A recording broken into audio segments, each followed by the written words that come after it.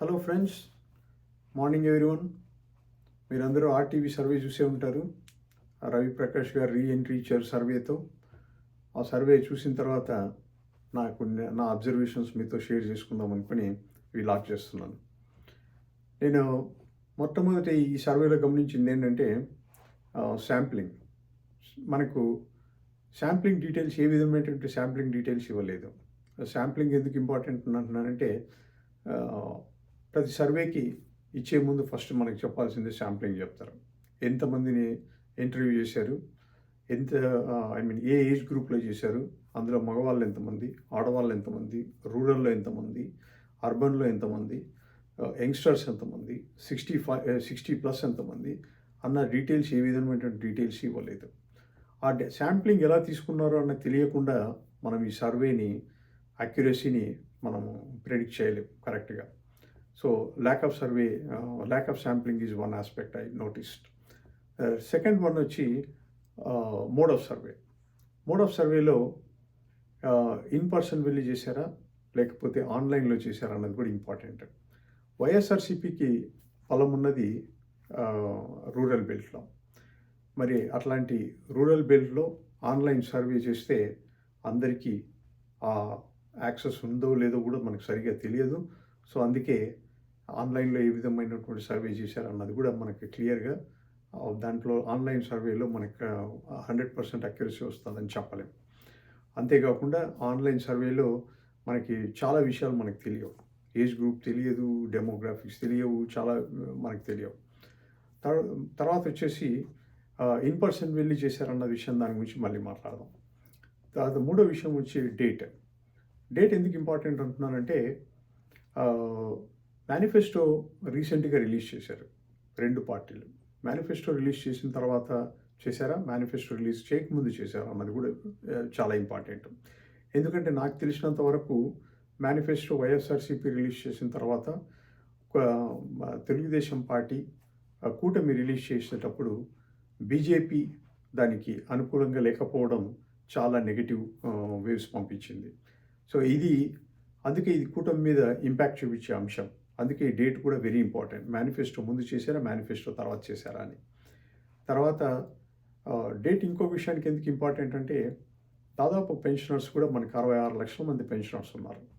అందులో 5 లక్షలు మనకు టోటల్ ఎలక్షన్స్ మన ఓటర్స్ 4,66,00,000 మంది ఉన్నారు. అంటే ఈ 66 లక్షల మంది నుంచి దాదాపు 18% మంది పెన్షనర్స్ ఉన్నారు. పెన్షనర్స్ లాస్ట్ 5 ఇయర్స్ నుంచి వాళ్ళకు వస్తున్న పెన్షన్ ఈ లాస్ట్ 2 months నుంచి రాకుండా ఉండడానికి ఇది తెలుగుదేశం మీద విపరీతమైనటువంటి వ్యతిరేకత ఉంది. మరి 18% మనం తక్కువగా అంచనా వేయలేం. మరి అట్లాంటప్పుడు ఈ సర్వే కంపల్సరీ మే 1 కంటే ముందే తీసుండాలి. ఎందుకంటే ఇది May 2 ఏదో రిలీజ్ చేసినట్టున్నారు కాబట్టి. సో అందుకే ఈ అక్యురసీ ఇక్కడ కూడా నాకు కొద్దిగా డౌట్ అనిపిస్తుంది.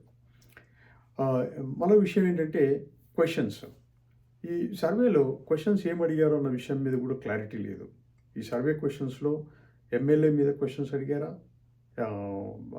ముఖ్యమంత్రి మీద క్వశ్చన్స్ అడిగారా, సంక్షేమం మీద క్వశ్చన్స్ అడిగారా, డెవలప్మెంట్ మీద క్వశ్చన్స్ అడిగారా, ఒక్కొక్క ఆస్పెక్ట్లో ఒక్కొక్క ఆన్సర్స్ వస్తాయి ప్రజల దగ్గర నుంచి. ఏ విధంగా అడిగారు క్వశ్చన్స్, ఏ క్వశ్చన్స్ అడిగారు అన్న విషయం కూడా చాలా ఇంపార్టెంట్ అయిన విషయం. ఆ విషయంలో కూడా మనకు క్లారిటీ లేదు ఈ దీంట్లో.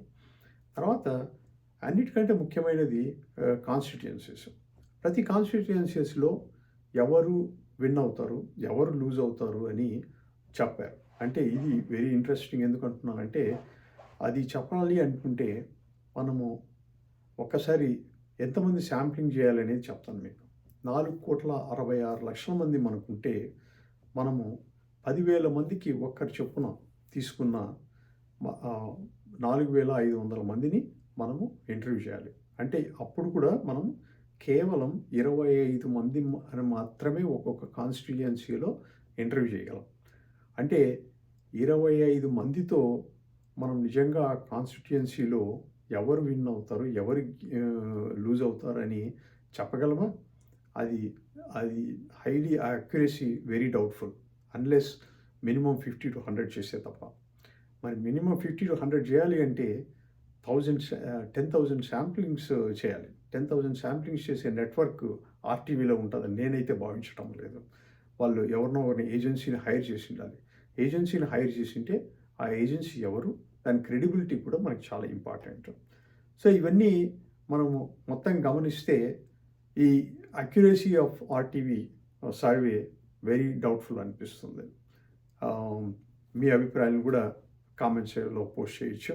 Thanks for watching. బాయ్.